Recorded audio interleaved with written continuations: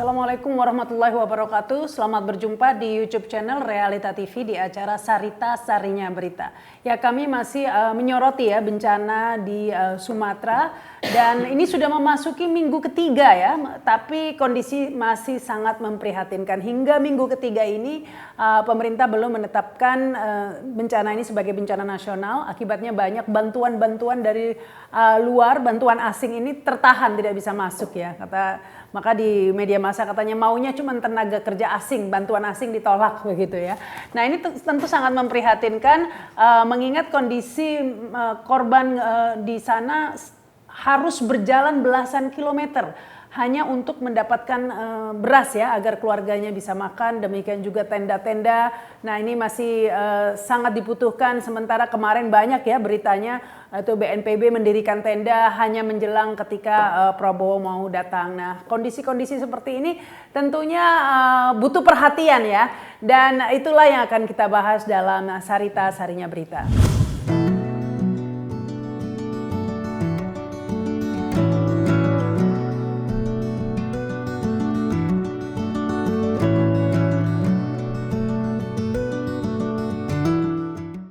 Ini masalah alam dan fisika.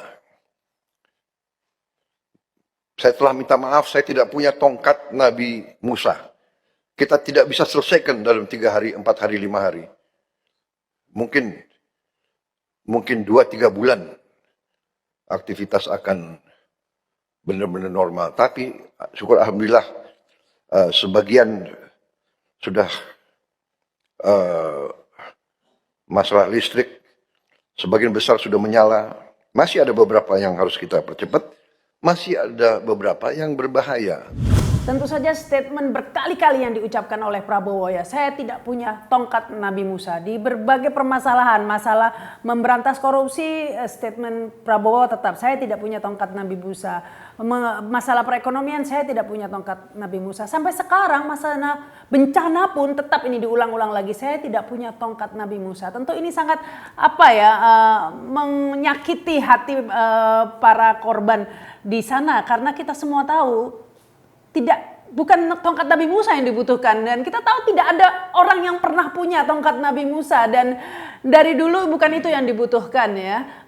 Permasalahan ini tentunya hanya bisa diselesaikan dengan kejujuran dan hati nurani begitu ya, etikat dari pemerintah, karena yang bicara itu seorang presiden, tentunya mempunyai kekuasaan yang besar untuk ya menetapkan sebagai bencana nasional, kemudian kebijakan-kebijakan strategis. Tapi alih-alih melakukan kebijakan yang strategis yang secara langsung dapat menolong masyarakat, malah yang dikeluarkan hanya sabar ya, saya tidak punya tongkat Nabi Musa. Nah ini tentu sangat menyakiti ya statement-statement seperti itu. Dan kita akan membahasnya dengan narasumber seperti biasa 3 serangkai ini. Ada Bang Marwan Batubara, Assalamualaikum Bang. Assalamualaikum. Ada Pak Narko dan Om Lim. Waalaikumsalam.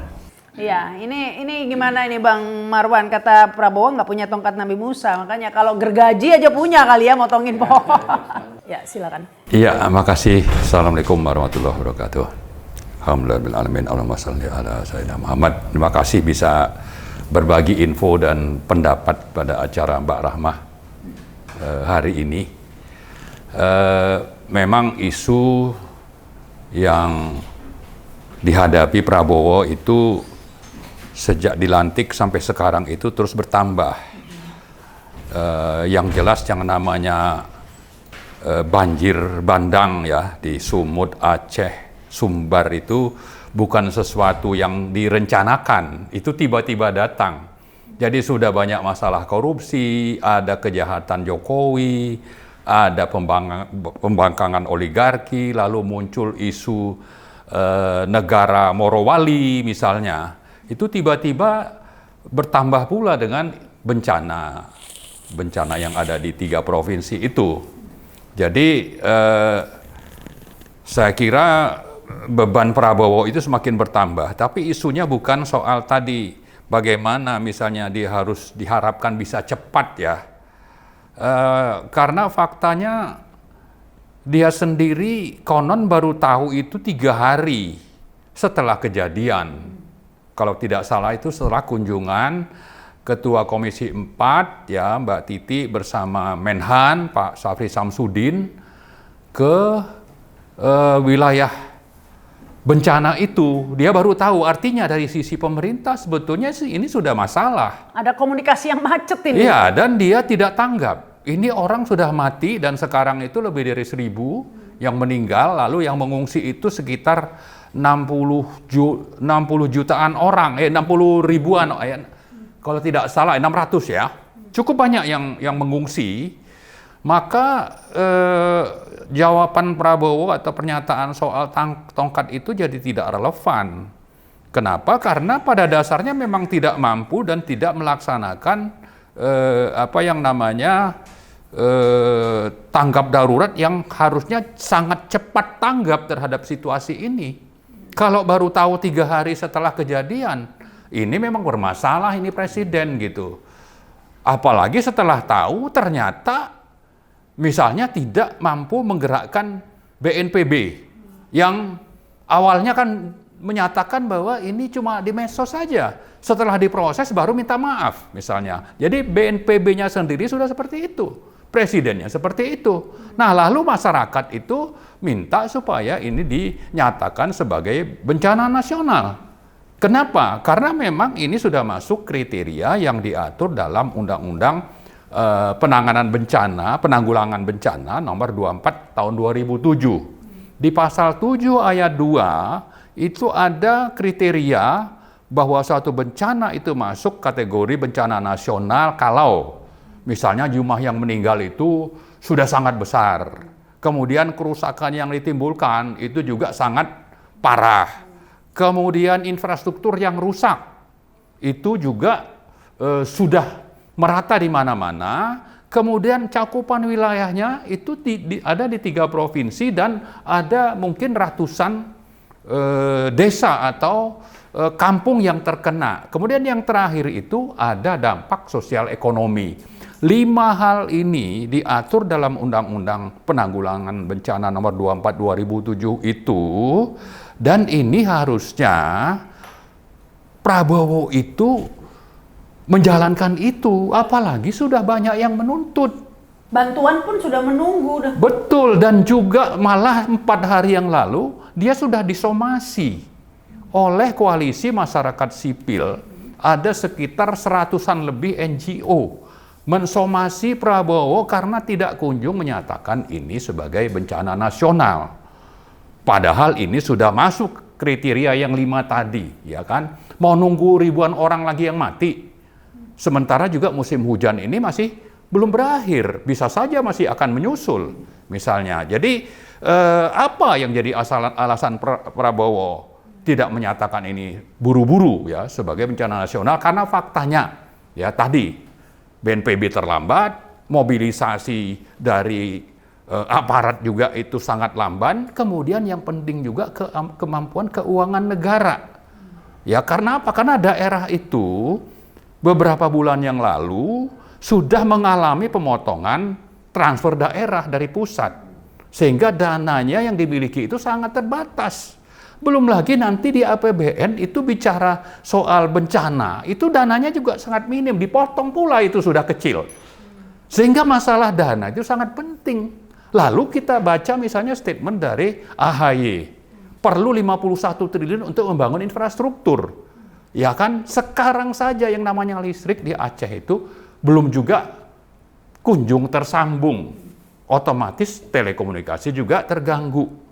Itulah situasi yang dihadapi, itulah yang sebetulnya membutuhkan status bencana nasional itu supaya apa?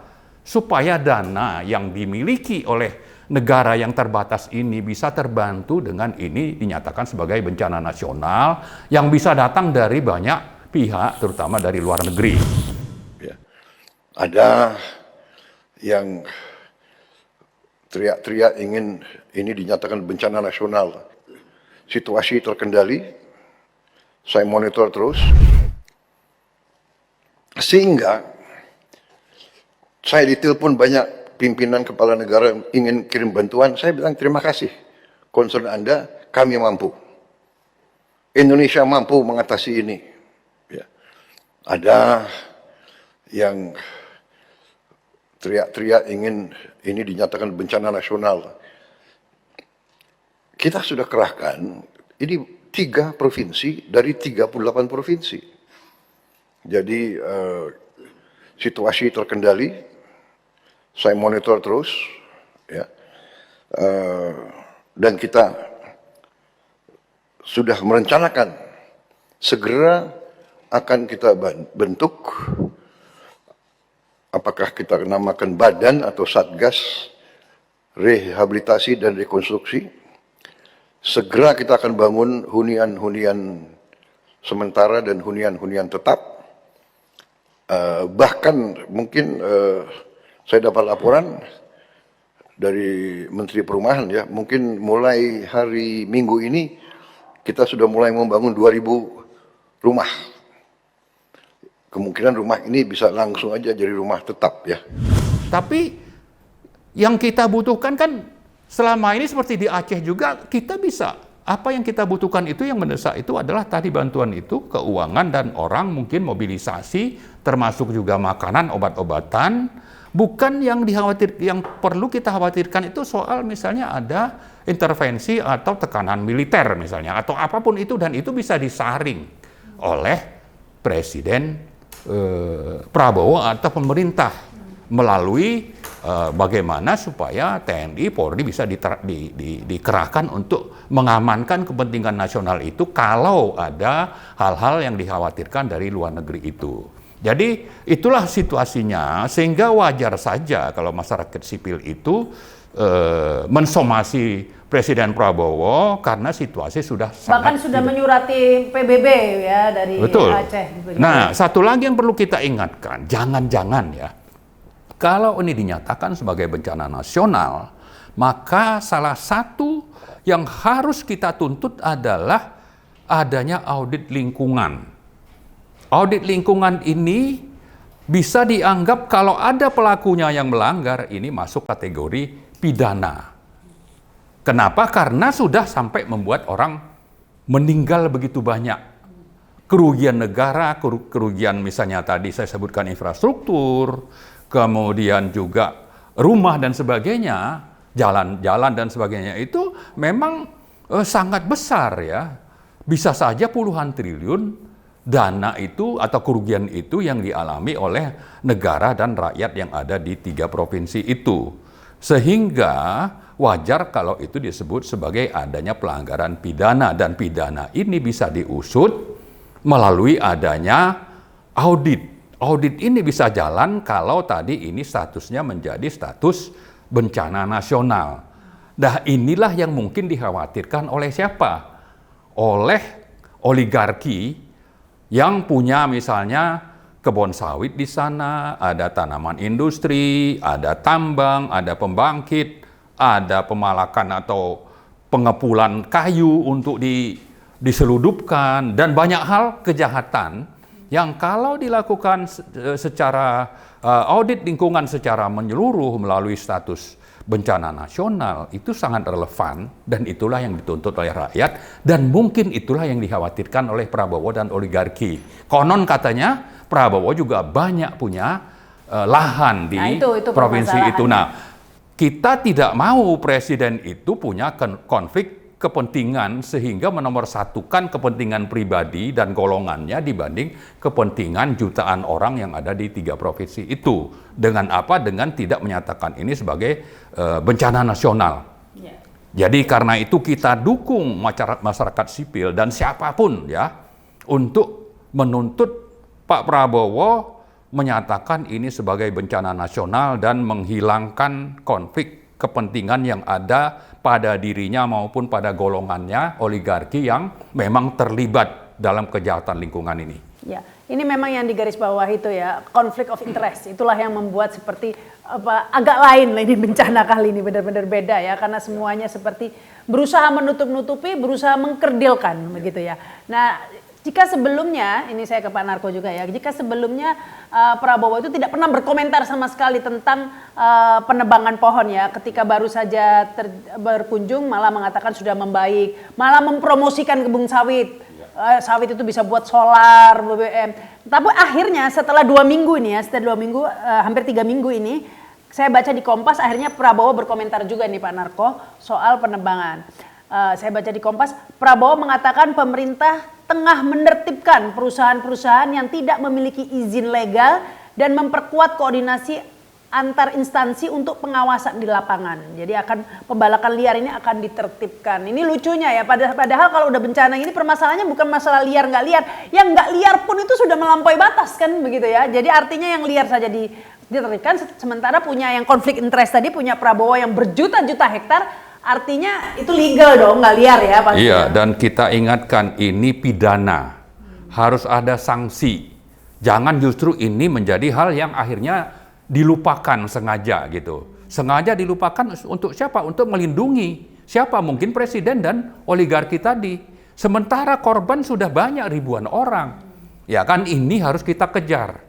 Jangan dikalahkan oleh isu-isu lain atau pencitraan atau apapun dalih-dalih yang coba dibangun oleh Prabowo untuk supaya tidak terjadi audit lingkungan itu. Melalui salah satunya tadi tidak mau menyatakan ini sebagai bencana nasional, padahal sudah memenuhi syarat yang diatur oleh undang-undang bahwa ini adalah bencana nasional. Iya, dan berkali-kali mengatakan kan rakyat Indonesia doyan gorengan, kalau udah nggak ada kelapa sawit.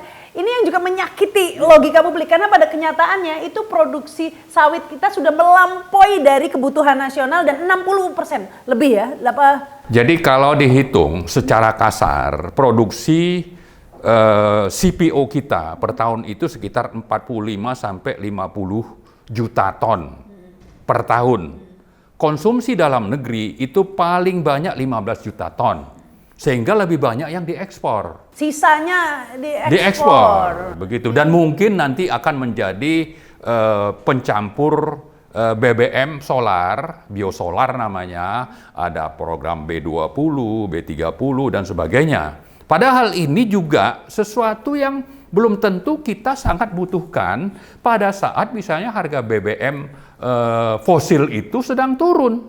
Ini yang akan untung itu cuma para pengusaha CPO, dan ini sebetulnya kita tidak banyak yang mengikuti karena ditipu oleh siapa? Oligarki. Gitu. Jadi soal BB segala ini sebenarnya B20, 30 dan sebagainya itu juga adalah hal-hal yang memang tricky, yang punya moral hazard gitu. Ini juga harus kita ingatkan kepada presiden. Saya tuh paling gemes tuh kalau lihat buzzer-buzzer itu, ini kan kita untuk makan gorengan, makanya udahlah logika dibodoh-bodoh. Nah ini kalau Pak Narko, ini konflik of interest itu intinya ya, karena ya kita tahu presidennya sendiri punya kepentingan di situ gitu, Pak Narko.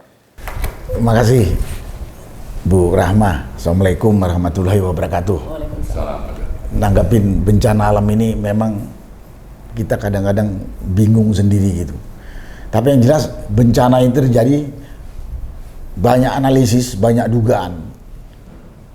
Ya, banyak analisis, banyak dugaan akibat dari salah kelola alam oleh pemerintah. Banyak analisis, banyak sudah tulisan yang mengatakan ini akibat salah kelola alam. Ya contohnya itu kalau di Sumatera Utara itu ada yang sudah disita itu. Di Torganda itu hutan lindung dijadikan kebun sawit yang kemudian disita. Di Sumatera Barat juga gitu, di tempat lain juga demikian. Jadi saya kata ini akibat salah kelola alam oleh pemerintah. Ya kita nggak bisa bilang oh ini musibah, hanya melulu musibah. Musibah itu datang karena kita salah kelola alam gitu. Banyak kan sudah.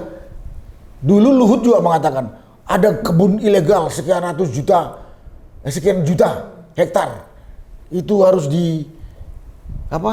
ada yang bilang disuruh putihkan. Kalau si Luhut maunya bisniser kan, di bisnisan.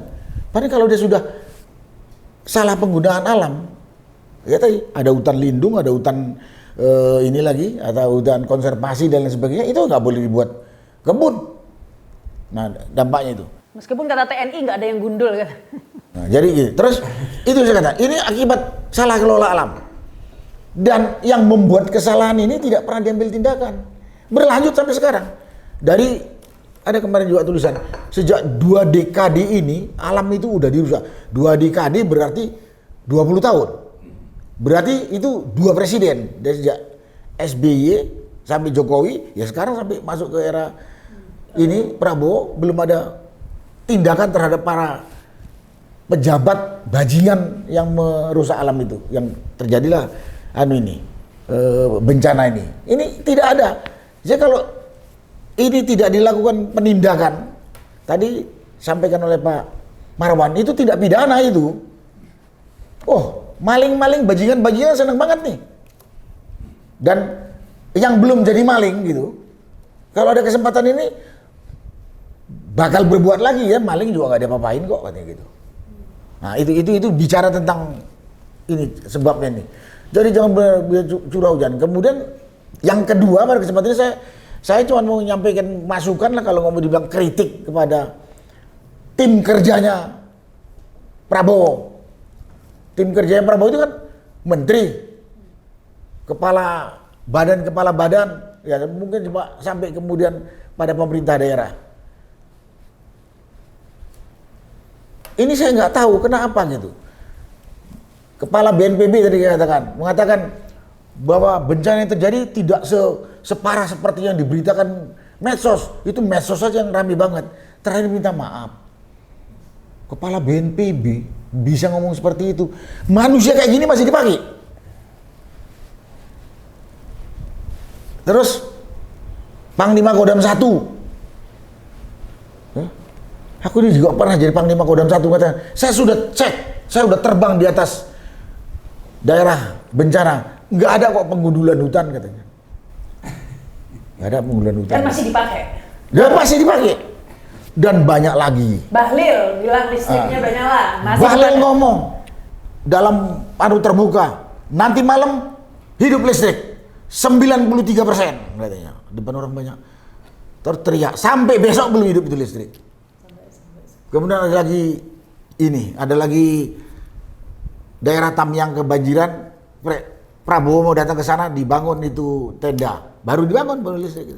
Nah, kenapa sih kok harus tipu-tipu gitu? Zaman sekarang ini nggak usahlah menipu rakyat. Jangan lanjutkan kebohongan-kebohongan kepada rakyat. Itu menimbulkan ketidakpercayaan kepada rakyat, menimbulkan cemoohan kepada pemerintah. Karena apa? Foto satelit itu bisa langsung melihat kok, sekarang dilihat bagaimana kerusakan di satu tempat itu. Jadi Prabowo ini harus ngoreksi juga tim kerja, ya termasuk dia, jangan asal ngomong. Dampak dari tim kerja dia yang selalu semangat, sudah 2 kali tadi kan dikatakan, Prabowo itu sudah 2 kali terlambat mendapatkan berita yang harusnya diketahui secara cepat. Satu waktu demo Agustus, dia hari ketiga baru tahu katanya ada demo seperti itu parahnya. Ini terjadi lagi hari ketiga atau hari keempat baru Prabowo tuh tahu bencana seperti itu. Kan Prabowo bisa pikir, gua punya anak buah ini bajingan, goblok, tolol, harus diganti. Banyak orang pinter. Itu baru itu.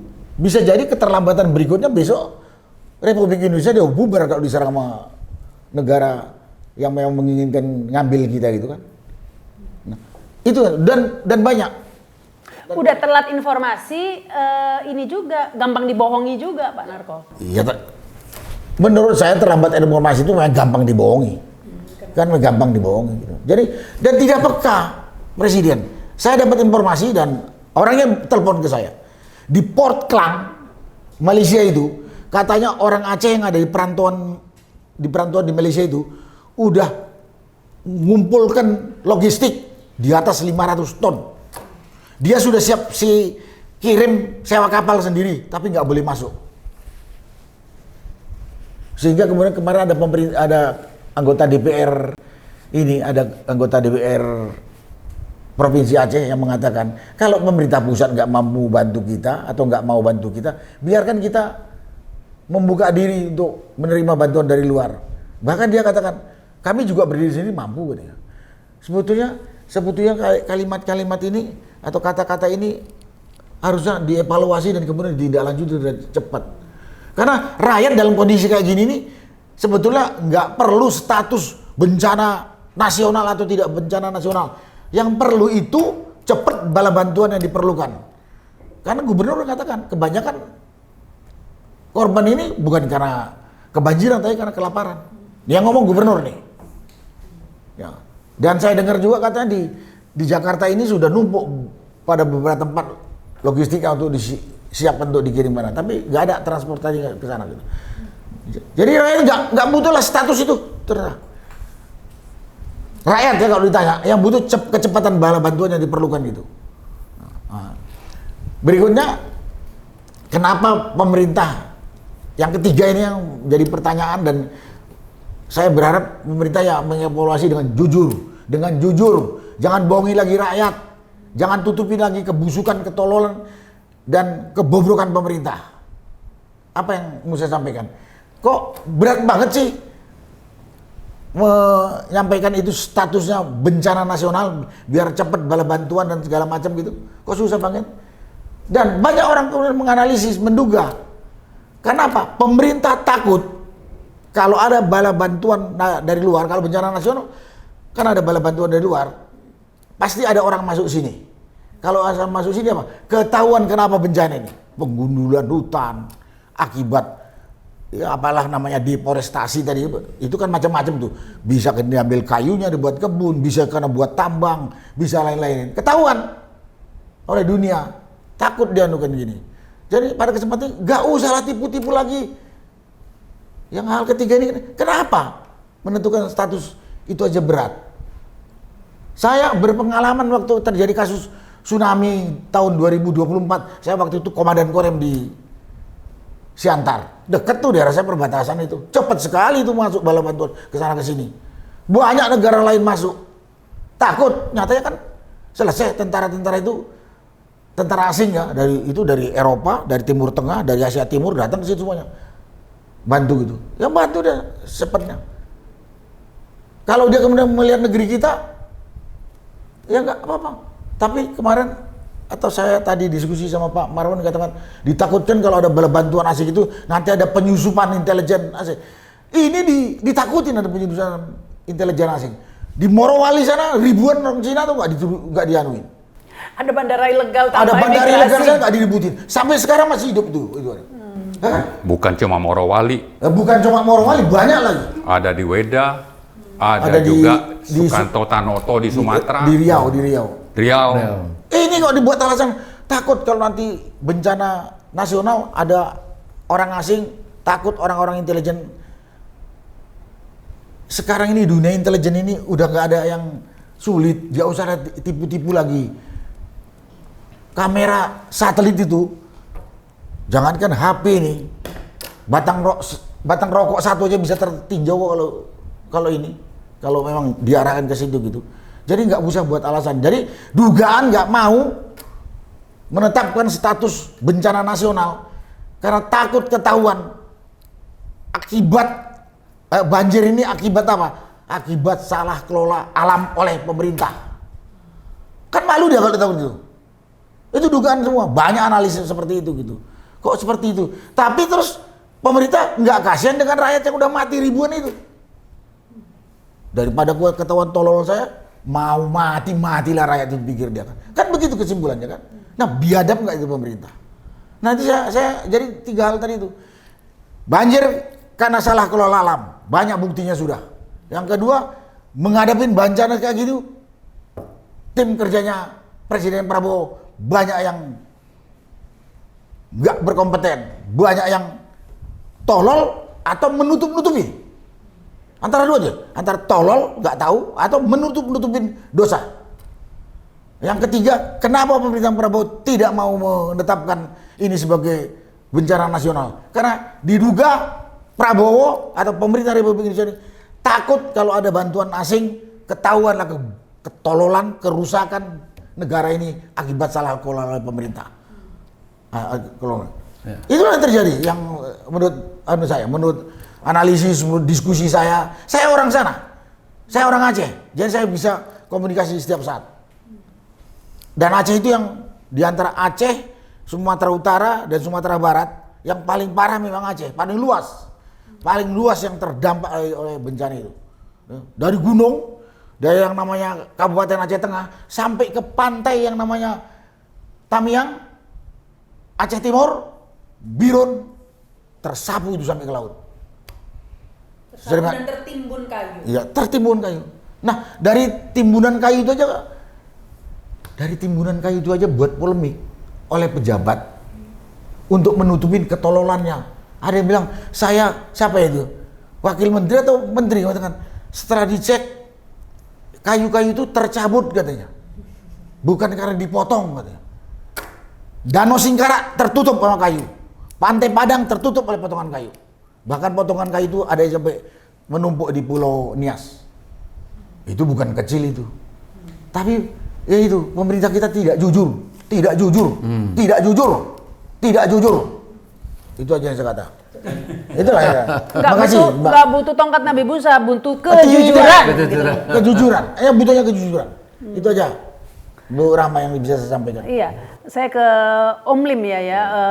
Om Lim ini menunjukkan bahwa sebenarnya inti permasalahan ya karena ada yang ditutup-tutupi begitu ya. Silakan. Iya, tetapi indikasi musibah atau banjir sekarang ini kita tahu bahwa sampai sekarang yang terlihat adalah banjir yang membawa gelondongan-gelondongan kayu. Ya, ini satu indikasi yang tidak boleh disepelekan. Saya kira berkaitan dengan tulisan Kompas tadi pagi ya kalau tidak salah, sampai menceritakan dia kurang lebih terjadi penyusutan hutan itu 1,2 juta hektar. Jadi hampir tiap tahun itu susut terus tuh. Artinya susut berubah apa? Berubah tentu menjadi ladang sawit kan, dugaan begitu. Nah ini merupakan suatu kejahatan yang sangat besar dan penyelesaian musibah ini harus dengan kebijakan dan penangkapan orang-orang yang melakukan. Dia ini bukan sekedar pencurian yang menyebabkan musibah ini, yang konon sampai hari ini lebih dari 1.000 orang meninggal, ada yang ratusan yang hilang, ratusan yang mengungsi dan sebagainya. Itu gelondongan-gelondongan kayu yang terbawa, dan gelondongan-gelondongan kayu itu bukan dari hutan yang karena memang lemah dari kena banjir itu, tapi gelondongan-gelondongan kayu ini sudah tidak ada akarnya. Ini kayu-kayu yang disembunyikan, yang mungkin segala untuk ekspor dan lain sebagainya. Dan ini ada pencurian yang menurut saya tidak layak kalau orang ini tidak ditangkap.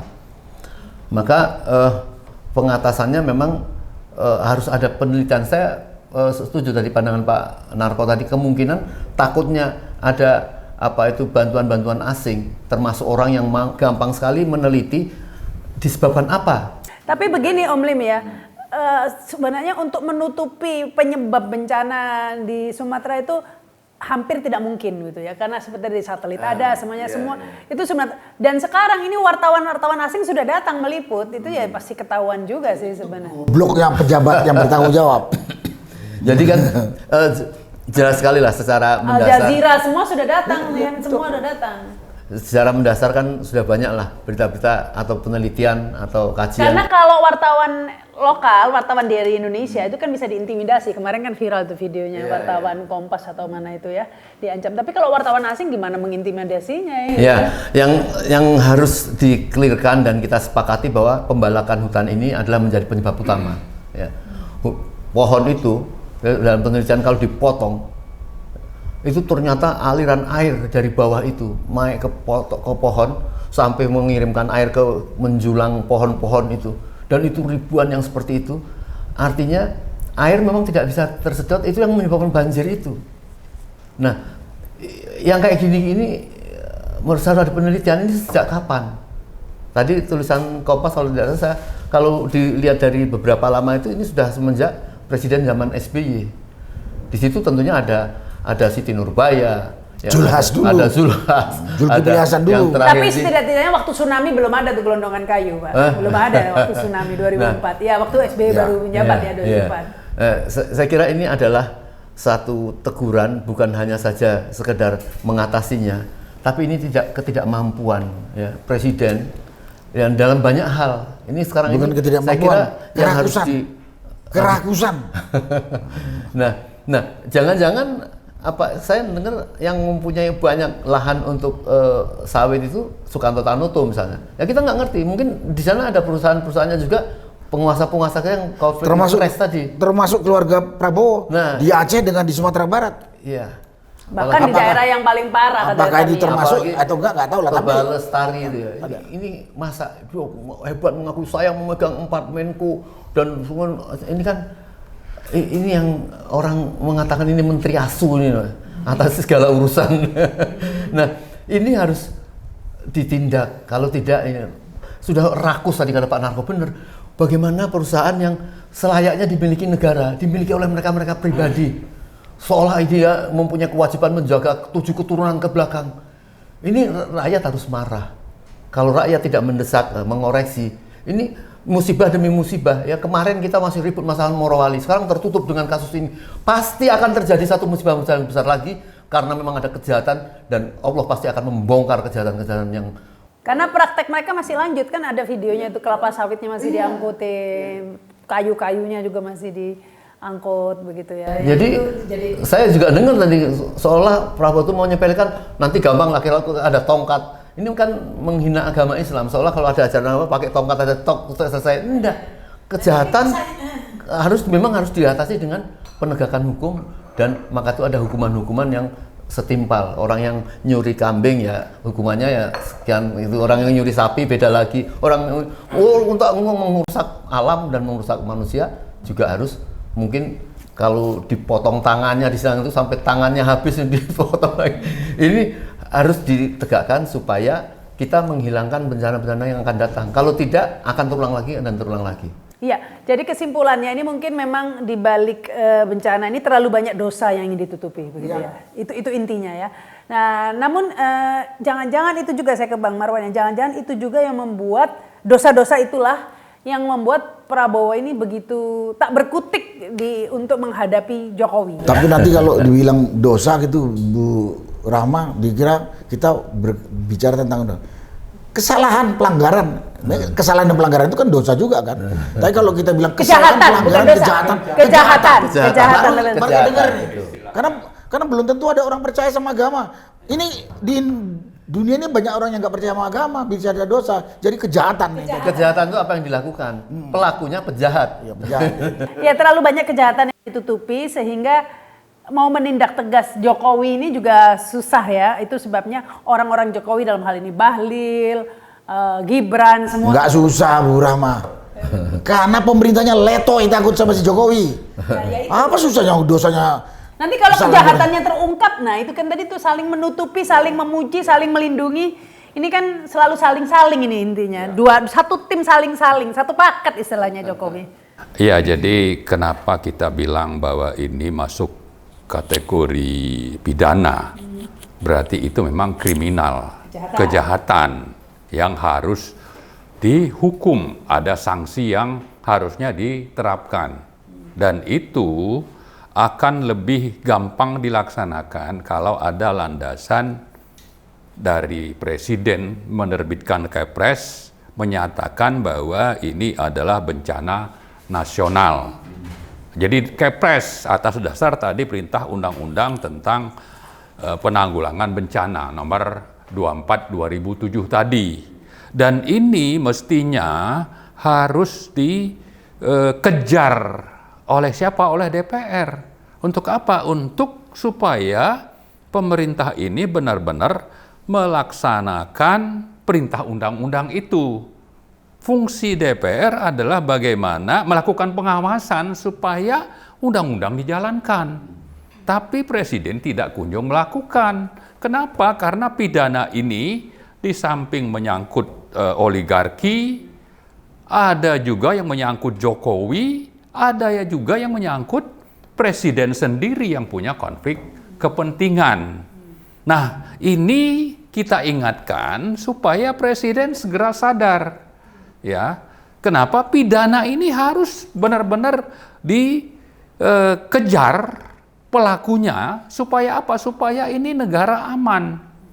Karena kalau tidak dilakukan sekarang, ini akan lolos dan bisa saja tahun depan atau malah bulan depan. Ya, namanya musim hujan itu masih belum berakhir. Januari mungkin bisa jadi puncaknya. Akan terulang lagi. Pengungsi, tadi saya sebutkan itu 600-an ribu orang mengungsi di Aceh. Yang meninggal kemarin beritanya dari BNPB 2016 orang yang sudah mati. Masa ini cuma dianggap sesuatu hanya data statistik tanpa ada tindakan korektif. Dan korektifnya itu salah satu pentolannya itu adalah Jokowi. Kenapa? Karena waktu Jokowi lah misalnya bagaimana kejahatan kriminal ini atau pidana ini bisa lancar, salah satunya itu adalah karena ditetapkannya Undang-Undang Ciptaker nomor 6 2003. Ini yang memuluskan bagaimana pusat itu bisa menguasai wilayah, mencaplok daerah-daerah yang harusnya dilindungi, tidak boleh misalnya dieksploitasi. Untuk apa? Untuk misalnya tanaman industri, untuk perkebunan, untuk tambang dan sebagainya. Ini tidak boleh. Ada aturan mainnya, tapi oleh Undang-Undang Ciptaker nomor 6 2023 pada era Jokowi ini bisa menjadi dasar untuk tadi kejahatan lingkungan itu, pidana itu. Dan itulah sebabnya kita menuntut, mari sama-sama rakyat bersama-sama kita tuntut juga DPR untuk menjalankan fungsi pengawasannya. Nah, jangan lupa ya, negara ini sedang kesulitan uang. Defisitnya bisa di atas 3%. Ada program ambisius di atas 300 triliun untuk MBG misalnya. Sementara tadi pengungsi 600-an ribu orang, mau nunggu mati berapa orang lagi?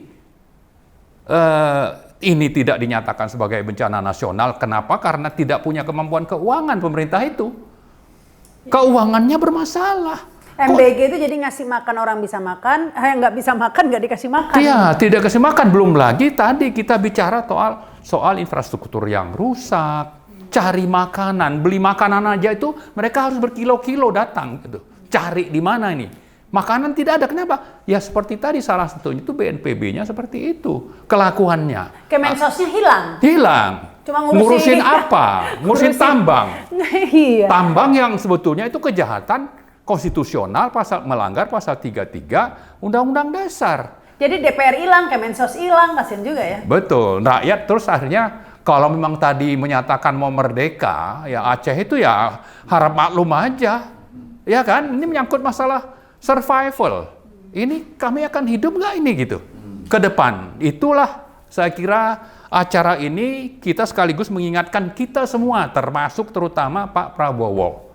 Pak Prabowo itu bisa berakhir masa jabatannya seandainya isu bahwa sebetulnya zaman Jokowi lebih baik dibanding Prabowo. Kalau Prabowo-nya seperti ini, ya kan? Nah, kita tidak mau sebetulnya Prabowo itu dilengserkan, tapi sadarlah, jangan melindungi oligarki, jangan punya agenda konflik of interest. Masalahnya kalau Prabowo dilengserkan ini penggantinya bencana nasional juga dia penggantinya ini. Itu sebabnya kita harapkan namanya Pak Prabowo ini sadar, ya, jangan sampai nanti masalah ekonomi yang selalu menjadi pemicu adanya public unrest itu akhirnya muncul. Kenapa? Karena keuangan negara bermasalah, rakyat itu yang bergolak semakin banyak, belum lagi nanti kita bicara banjir atau bencana di tempat-tempat lain juga bisa saja menyusul. Ya ini kan? di Indonesia ini udah kayak si Malakama ya, ini protes Prabowo yang naik malah Gibran lebih parah lagi ya. Tapi ini Pak Narko, sebenarnya Prabowo ini punya kesempatan 2 kali ya, kesempatan yang dilewatkan untuk mencuci dosa atau mencuci kejahatannya begitu ya. Karena kan rakyat Indonesia ini pemaaf sebenarnya ya. Pertama, kalau Prabowo mau mengadili Jokowi, itu pasti rakyat Indonesia tutup mata, memaafkan itu kejahatan Prabowo itu. Yang penting mau menindak Jokowi, tapi itu tidak dilakukan ya. Kedua, ya ini, kalau mau benar-benar menolong ya, benar-benar menolong korban bencana dan lain sebagainya, itu pasti akan kesempatan untuk cuci dosa atau cuci kejahatan bagi Prabowo. Tapi lagi-lagi ini lewat ya Pak Narko. Bu Rahma, saya pernah ngomong bahwa suatu negara itu akan berdiri tegak dengan kokoh, kuat apabila negara itu menegakkan hukum yang ada dengan tegas, dengan jelas. Agama juga begitu. Hakamnya juga tegas, apalagi di Islam gitu jelas banget. Salah ini, hukumannya ini, salah ini, sampai hukuman mati. Nah, di kita ini, saya heran dengan pemerintah sekarang, dalam hal ini Presiden Prabowo dalam hal penegakan hukum. Padahal Presiden itu ada penjuru utama, penjuru terdepan dalam penegakan hukum. Saya katakan, penegakan hukum itu, itulah yang bisa menjadi pegangan negara ini bergerak, berdiri dengan kuat dan damai. Dan penjuru depannya itu harusnya Presiden Prabowo, Presiden. Nah, di sini kita lihat, saya tidak tahu banyak orang, terutama tidak hanya mantan pejabat ya, pengusaha juga banyak, rakyat juga banyak, yang jelas-jelas pelanggaran disiplinnya, kejahatannya itu jelas, banyak sekali, tinggal ngumpulkan lah. Tapi tidak pernah dilakukan penegakan hukum, pendidikan jelas. Contohnya Jokowi, kurang apa lagi catatan kejahatan Jokowi? Sampai dunia pun mengatakan yang namanya lembaga OCCRP itu. Sampai semua yang ketangkap KPK pun ngaku setor ke Jokowi. Iya, yang beberapa orang di sini dari pejabat bilang saya store, saya punya bukti. Enggak, penegakan. Dan yang harus menegakkan tuh Presiden Prabowo sekarang, karena dia yang gantikan. Satu, wakilnya si Gibran itu kurang apa lagi pelanggaran hukum atau kejahatan yang dilakukan, dari mulai kejahatan identitas dirinya, identitas pendidikannya, kelakuannya, dugaan korupsinya, habis itu kedongoan atau kedunguannya. Hah? Tapi Prabowo nggak pernah tindakan. Dan yang lain-lain, menteri-menterinya juga banyak sekali. Dugaan korupsi besar dilakukan Luhut, Erik, Erlangga. Itu ada pengusaha. Bahlil, jangan lupa. Tidak. Kapan negara ini baik? Prabowo sadar nggak? Bertanggung jawab dunia akhirat tuh dia punya tanggung jawab itu. Nanti kalau rakyat mengambil alih pimpinan, kita dianggap kriminal. Nah, dari semua cerita ini, saya punya dugaan. Pelanggaran-pelanggaran undang-undang atau pelanggaran-pelanggaran kejahatan segala macam, kok Prabowo tidak mengambil tindakan? Dugaan saya, Prabowo juga dalam konspirasi kejahatan itu. Yang kedua, Prabowo harus pengecut ngadepin itu. Atau menghadapi resikonya, karena ada kemungkinan kejahatan akannya dirinya juga akan terbongkar. Itulah pengecut. Kan dia harus ada, saya presiden. De facto otoritasnya diakui oleh seluruh rakyat dan dunia kalau dia ngambil tindakan. Dan kekuatan ada di TNI, ada di Polri segala macam. Tapi dia tidak. Sadar nggak? Sifat dia atau sikap dia itu akan menghancurkan negara ini. Saya nggak tahu dah. Sikap dia yang seperti ini, yang saya katakan tadi, membiarkan pelaku kejahatan itu banyak macamnya, sampai pelanggaran undang-undang. Itu dugaan saya, Prabowo takut ngadepin itu pelaku-pelaku kriminal itu. Dia nggak sadar terhadap kekuatan yang dimiliki. Dia nggak percaya diri. Kalau rakyat itu sebetulnya mendukung dia kalau dia lurus sesuai dengan undang-undang. Saya kasih contoh. Dia ngeluarkan perintah membentuk badan yang namanya Komite Reformasi Polisi. Ya. Tahu-tahu Kapolrinya membuat juga badan. Ya kalau alasan dia mau membantu ini. Dulu di tempatnya saya kata komite bentukannya Prabowo itu komite dagelan, saya bilang. Kalau Raja saya bilang itu komite gagal produk. Ya sampai sekarang nggak ada buatnya. Habis itu MK mengatakan polisi tidak boleh menduduki jabatan sipil. Kemarin Kapolri membuat perkap. Ada 17 jabatan di luar Polri boleh diizinkan. Prabowo diam aja, ini penghinaan ini. Kan nggak boleh, saya kan nggak boleh nindak Kapolri, nggak punya kemampuan. Termasuk inkonstitusional, Pak. Itu melanggar, itu udah pelanggaran hukum. Nah, si samping pelanggaran itu sebetulnya penghinaan kepada kewibawaan presiden. Kok diam aja dia? waktu dia membuat Polri itu membuat badan reformasi sendiri. Yang kedua, kemarin dia membuat Perkap yang jelas-jelas bertentangan dengan MK. Ya dugaan saya, ini Prabowo tahu, membiarkan saja. Atau Prabowo takut sama Kapolri. Ya. Nah, sama juga berikutnya, pelanggaran yang dilakukan oleh Jokowi ini kan udah luar biasa, termasuk Gibran. Kenapa diam saja? Dan itu juga banyak menteri lain, dugaan-dugaan bajingan itu termasuk si Luhut yang menteri-menteri tadi, diam aja dia. Ya, Termasuk Luhut. di bencana ini, Pak Nah, Narto. terus ya termasuk di bencana ini lah. Kepala BNPB ngomong seperti itu. Terus Bahlil ngomong seperti itu. Prabowo tahu nggak kalau itu mencemarkan dan menginjak-injak kewibawaan dia sebagai presiden, dia nggak ambil tindakan. Buat saya, oke lah, mungkin memang kepalanya Prabowo tahan diinjak-injak orangnya itu silakan. Tapi tunggu. Tapi itu bisa merusak negara ini gitu. Kalau Prabowo nggak terasa terinjak-injak kehormatannya itu, monggo lah, itu urusan dia pribadi. Tapi yang saya takuti, kalau udah presiden seperti ini, banyak orang berani berbuat begitu, hancur Republik Indonesia ini. Ikut hancur dengan anak cucu kita. Itu yang saya takutin. Jadi kalau saya ngomong gini bukan saya benci Prabowo. Saya takut kalau orang terlalu banyak nginjek-nginjek Prabowo ini. Melecehkan Prabowo ini, Republik Indonesia ini pecah. Itu yang saya nggak mau. Malah bilang hidup Jokowi. Oh. Ya karena Orang se-Indonesia membenci Jokowi, dia bilang hidup Jokowi katanya. Aneh gak ada? saat Indonesia benci Bahlil sampai bikin meme-nya, malah dibilang Bahlil cerdas. Jadi, tapi kalau Terpol mengatakan itulah watak kenegarawanannya Prabowo kata. Gua bingung ya, Terpol yang gendeng atau gue yang gendeng gitu kan. Ya. Nah, tapi kalau saya sekali lagi, saya tidak suka presiden itu terinjak-injak kewibawaannya. Karena kalau itu terinjak-injak dan presiden itu diam saja, itu punya dampak kekuatan yang lain juga akan menginjak kita. Republik Indonesia pecah. Gue yang nggak suka.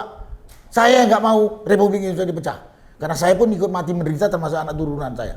Kalau urusan Prabowo itu urusan pribadi dia lah. Banyak orang bisa menggantikan presiden. Tapi jangan Republik Indonesia dirusak. Itu aja. Karena memang begini Pak Narko tadi kesimpulannya mungkin ya, daripada berusaha untuk menegakkan kembali hukum keadilan di Indonesia ini, karena memang dia mungkin ya bagian dari itu, atau melakukan langkah-langkah yang seharusnya diambil, Prabowo lebih, karena pasti ada resikonya ya. Satu, bukan tidak mungkin nanti seandainya terjadi sesuatu, pengganti akhirnya tadi yang muncul sosok lain di luar kendali dia, entah siapa bisa jadi presiden gitu kan, apalagi kalau sampai Anies atau siapa, atau sosok lain gitu, yang di luar kendali mereka, di luar geng mereka, nah ini kan. Itulah namanya bajingan. Kenapa? Dia baru berpikir geng dia toh. Kita kan berpikir negara ini harus dipimpin oleh orang yang benar, orang yang kompeten, jujur, amanah. Bukan orang yang bisa menjaga geng saya nanti selesai turun. Ini pengkhianatan itu. Itu pengkhianatan itu. Jadi enggak, saya yang Bu Rahma bilang itu sangat berbeda dengan apa yang ada di kepala saya. Ya. Dia berpikir kan ngamankan. Dan itu juga dugaan. Ini Bu Rahma ini cuman nyindir-nyindir aja. Itu juga dugaan yang ada di pikiran rakyat. Kenapa Prabowo tidak mau menangkap Jokowi? Dia berpikir kalau Jokowi ditangkap, nanti gua turun dari presiden, gua juga akan ditangkap katanya. Presidennya ya. Itu yang ditakuti. Makanya biar aja Jokowi dibiarkan saja gitu. Tapi dia nggak tahu kalau dampaknya ini bisa lebih berat. Tapi kan dia sudah maaf ya kan sudah tua begitu ya. Kan lebih baik mempunyai legacy yang bagus dengan bisa mengadili Jokowi daripada nanti memikirkan nanti yang belum tentu juga masih hidup kan. Belum tentu. Dia mungkin pikir gua bakal hidup 1000 tahun lagi. Nah iya, maksudnya di saat-saat sudah usia senja itu mau berpikir untuk melakukan sesuatu yang berarti begitu daripada sembunyi di ketiak Jokowi. Itu kan yang waras. Kita punya dugaan enggak. Apalagi kalau mau dengerin omongan Hendro Priyono dulu katanya. Catatan klasifikasi psikologinya Prabowo ini gini-gini, nggak usah saya ngomong lagi lah kan. Berarti kan memang ada ketidakwarasan itu kan. Kalau saya bilang, tapi yang dikatakan tadi itu nggak bisa loh. itu dugaan Bu Rahmat tadi betul. Dia nggak mau nindak si Jokowi ini karena dia takut.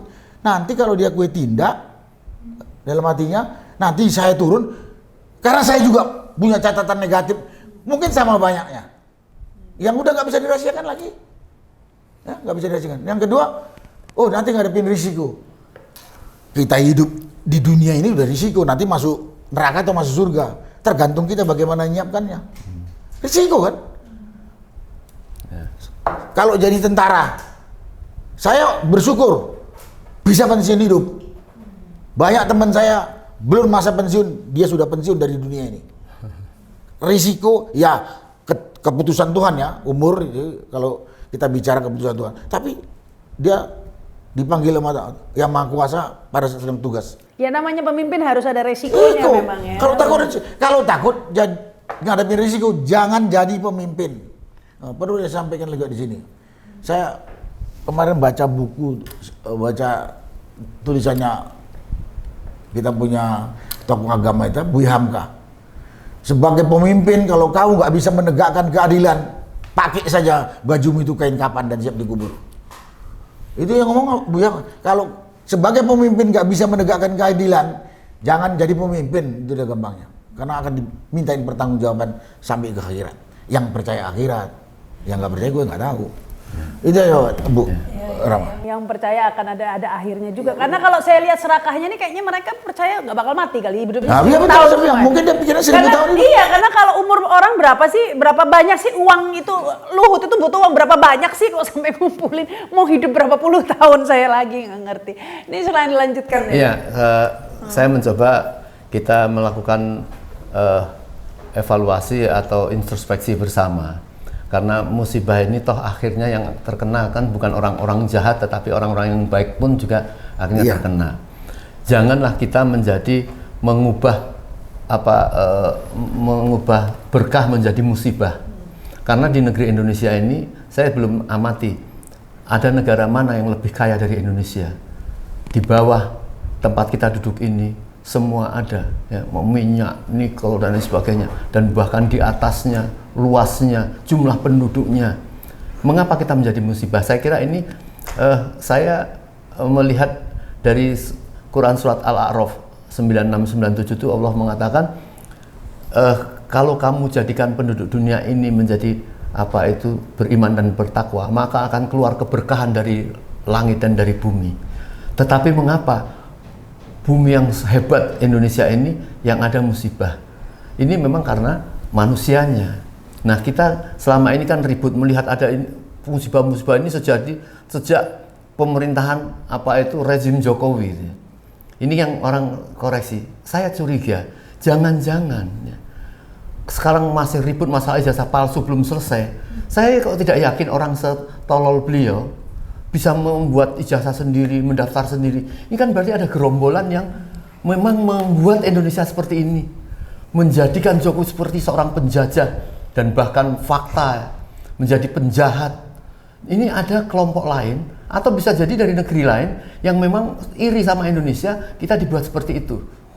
Inilah perlunya kalau di dalam Islam itu, saya ingatkan Bapak Presiden, kita kan dilarang. Kalau dalam hukum makanan ya ada kaidah fikih mengatakan istamal halal wal haram gulibat haram.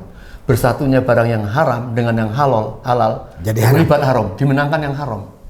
Jadi tidak bisa bekerja sama dengan orang-orang yang jahat. Dikatakan surat lain, ta'awanu ala birri wa taqwa wa la ta'awanu ala itsmi wal udwan.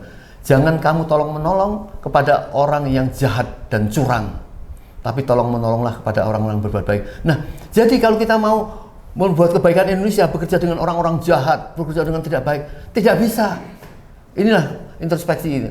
Maka Pak Prabowo harus berani menindak orang-orang yang punya niat kejahatan, baik sengaja atau tidak sengaja. Saya nggak ngerti orang punya perusahaan sebanyak kayak Luhut bin Sarpanjaitan itu, yang nilainya sudah tidak terhingga itu tidak sengaja atau sengaja? Ini kalau tidak ditegakkan, tidak betul-betul dievaluasi, nah ini khawatirnya kalau ada konflik interest, ya susah kalau seperti itu. Nah inilah kalau kita mau mengembalikan supaya negeri kita penuh berkah, penuh kedamaian, keadilan, maka memang harus didahului oleh para penguasa kita dan harus dilakukan tindakan terhadap pemimpin. Ya, saya kira itu. Baik, ini yang terakhir ya ini ya. Saya ke Pak Marwan dulu, pertanyaan terakhir satu-satu. Yang terakhir ini yang saya khawatirkan ini ya Bang Marwan ya, karena kan tadinya nggak pernah disinggung-singgung soal penebangan hutan. Ini sudah mulai akhirnya setelah ya viral-viral gitu, akhirnya Prabowo sudah bicara akan menertibkan tadi itu kan penambangan ilegal. Ini saya khawatirnya ini kayak bangsanya nikel kan. Yang ilegal ditertibkan, malah dia yang bermain sendiri, ekspor sendiri nikel gitu kan, yang kata Faisal Basri. Nah ini takutnya begitu, nanti pembalakan liar ditertibkan nggak ada, tapi ya yang legal tanda kutipnya ini yang justru malah terus akan berlangsung nih. Saya kira itu cuma pencitraan dan ingin menunjukkan dia akan melakukan sesuatu, tapi bukan menyatakan hal atau akan membuat kebijakan dan langkah yang esensial. Yang penting bagi kita adalah kejahatan lingkungan sudah terjadi, hutan itu semakin menipis, setiap hari 90 hektar hilang ya selama 10 tahun terakhir pemerintahan Jokowi, dan korban sudah jatuh sehingga sanksi harus ditegakkan, ditangkap tuh pelakunya, maka hukum harus dijalankan. Itulah yang lebih prioritas dibanding bicara akan tertibkan, yang artinya itu sangat luas. Nertibkan apa sementara penjahat dibiarkan hidup, lolos dari jerat hukum yang harusnya dipenjara dan asetnya disita misalnya. Ini yang kita tuntut dari Pak Prabowo. Jangan asbun, jangan sekedar omon-omon, tapi sesuatu yang memang hanya untuk melindungi siapa? Oligarki, melindungi Jokowi, dan mungkin melindungi kepentingannya sendiri. Karena konon juga punya banyak hutan di Aceh dan di Sumatera. Yang ada belum lagi di Kalimantan. Di Kalimantan misalnya. Sudah dibahas waktu debat presiden juga. Iya, tapi intinya bahwa ini lupakanlah itu, jangan sampai itu yang dipertahankan, itu yang menjadi prioritas dari presiden. Yang prioritas sekarang adalah bagaimana menolong orang yang sudah kena bencana, yang mengungsi 600-an ribu orang masih itu terjadi, kemudian yang sudah meninggal itu harus ada hukum yang ditegakkan terhadap siapa pelakunya sampai dia mati, mereka itu meninggal. Dan itu tadi saya sebutkan salah satunya, jadikanlah ini menjadi bencana nasional. Kalau seperti itu yang diambil langkahnya oleh Presiden dan benar-benar didukung oleh DPR, pasti rakyat juga akan mengapresiasi. Tapi kalau hanya sekedar omon-omon, rakyat akan ingat, Anda omon-omon itu sudah terlalu banyak. Berantas korupsi itu sudah puluhan kali. Sudah 1 tahun ini. Ya, tapi tidak ada langkah konkretnya.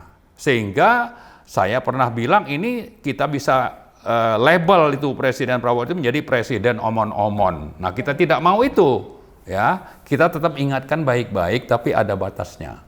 Ya, ada teman kita yang sudah menyatakan ya reformasi jilid 2 bisa dimulai nanti Mei 2026. Ya kan, kalau memang Prabowo masih tetap seperti itu. Jadi Pak Prabowo, mohon Anda bertindak tegas, tidak melindungi kepentingan diri sendiri dan golongan, tapi utamakanlah kepentingan negara dan rakyat. Kalau tidak tadi bisa saja negara ini juga akan menjadi pecah dan tidak dihargai oleh negara di antara bangsa-bangsa yang lain di dunia. Ini negara apa ini gitu?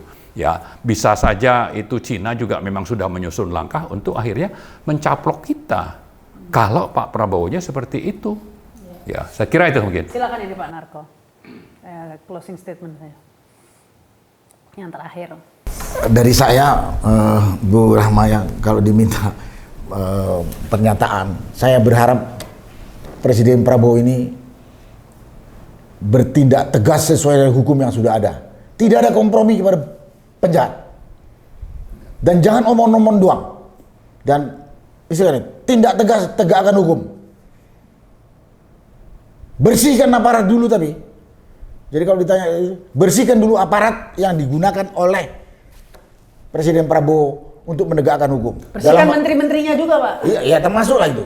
Jadi kepolisian bersihkan dulu, kejaksaan, KPK, dan mungkin menteri-menteri yang lain. Selama Bapak masih pakai orang kotor, Bapak pun kotor. Menteri-menteri busuk jangan dipakai. Bapak pun jadi busuk. Ya, Bapak pun jadi busuk. ya gitu. masih busuk. Tadi udah dibilang Pak ini. Kalau kita bergaul dengan penjahat, kita juga jadi penjahat. Penjahat gitu. Jadi saya katakan, saya berharap Presiden Prabowo tidak usah takut.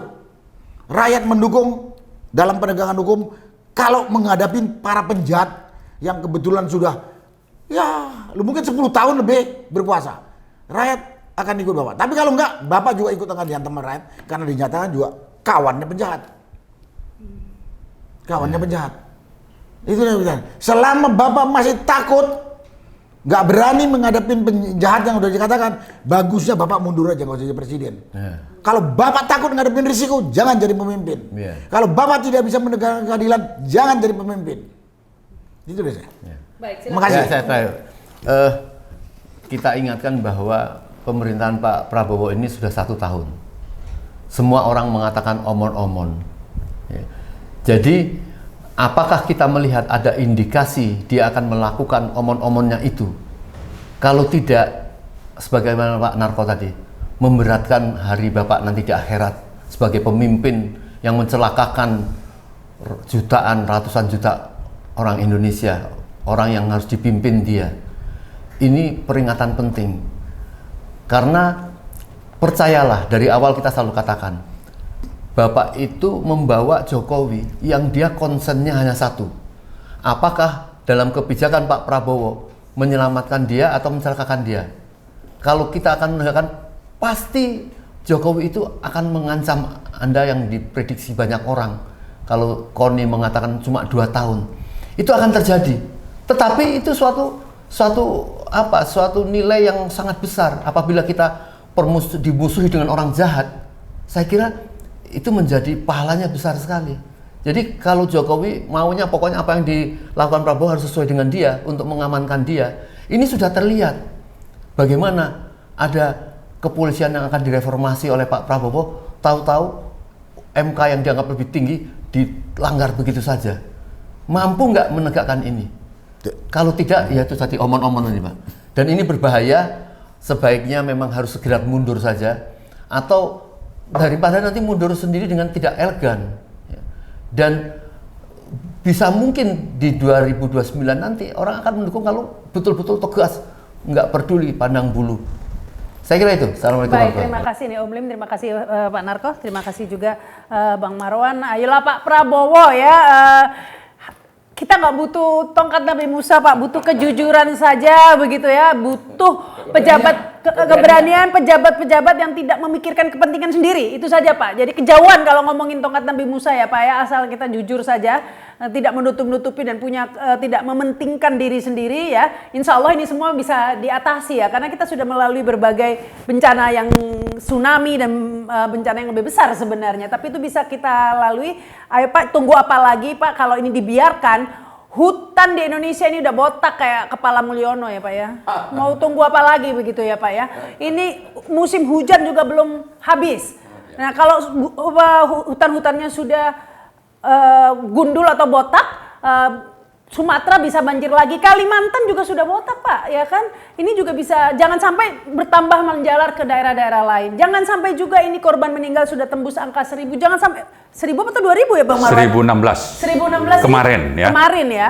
Ini jangan nunggu apa lagi Pak, menunggu bertambah lagi korban dan menunggu daerah-daerah lain juga tertimpa musibah serupa, karena ini penggundulan terjadi di hampir semua hutan ya di Indonesia. Jadi ini momentumnya harus segera ada tindakan tegas ya Pak ya. Demikian, terima kasih atas perhatiannya yang sudah menyaksikan tayangan ini. Jangan lupa subscribe dan komen. Saya Rama Sarita. Wassalamualaikum warahmatullahi wabarakatuh. Sampai jumpa.